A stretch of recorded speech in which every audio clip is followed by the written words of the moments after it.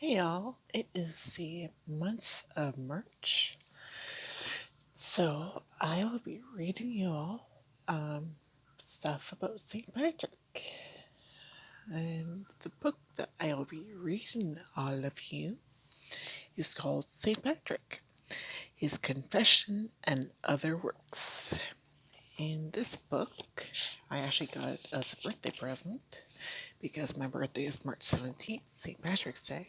This is a few years ago. Can't remember which birthday, but anyway. Um, the person that does the translation from Gaelic, I guess, or Latin, depending on what Patrick was written in, um, is Father Neil Xavier O'Donoghue. Um, yeah, so he's the one that did the translation.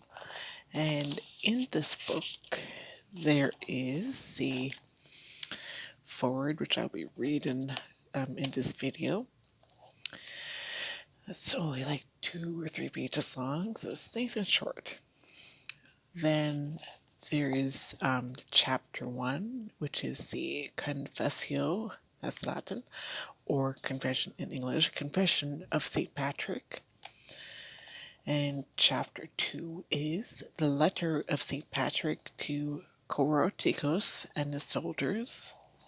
Chapter 3 is Introduction to the Life of St. Patrick by Patrick Francis Cardinal Moran.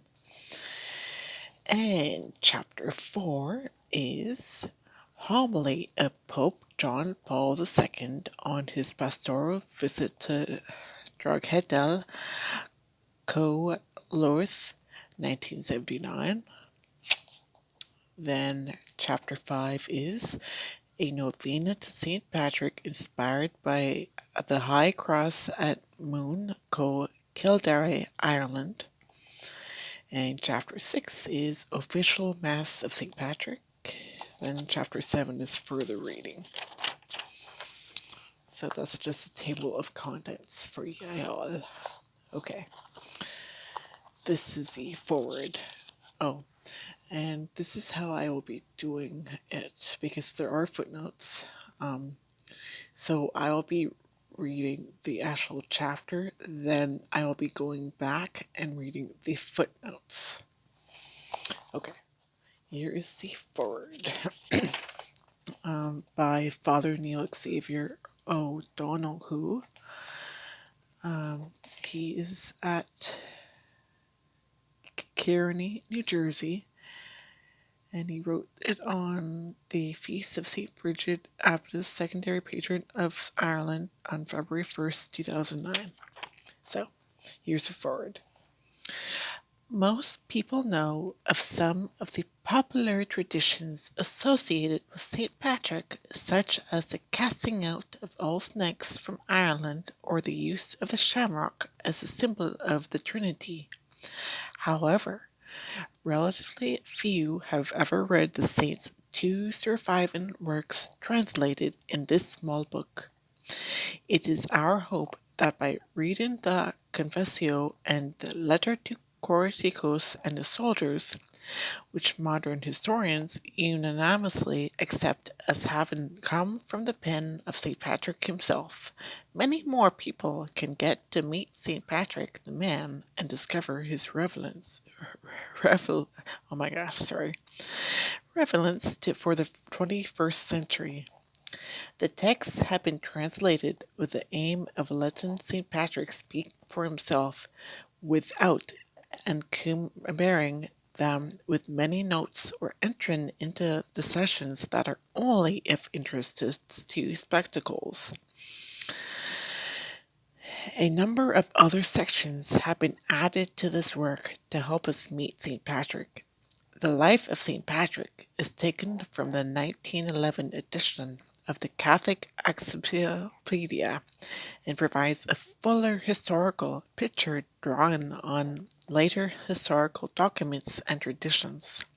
Likewise, beautiful discourse of Pope John Paul II from his pastoral visit to Drogheda within the archdiocesan boundaries of Armagh, whose bishop is the successor of St. Patrick and primate of all of Ireland, is a very moving reminder from the successor of Peter of the continued relevance of Ireland's apostle. Finally, this book ends with a newly composed novena to St. Patrick based on early Irish sources and the official Mass of St. Patrick for personal prayer. It is our hope that this little book will help foster devotion to St. Patrick anew and help yet another generation of Christians to join their lives to Christ in prayer, as St. Patrick himself did so many years ago as a slave, herding sheep on a barren mountain of Slemish. Father Neil Xavier O'Donoghue, Kearney, New Jersey, Feast of St. Bridget Abbess, Secondary Patron of Ireland, February 1st, 2009. And here is the footnotes. 1. I have translated from the Latin original as found in David R. Howlett, The Book of Letters of St. Patrick the Bishop, Dublin, Four Courts Press, 1994.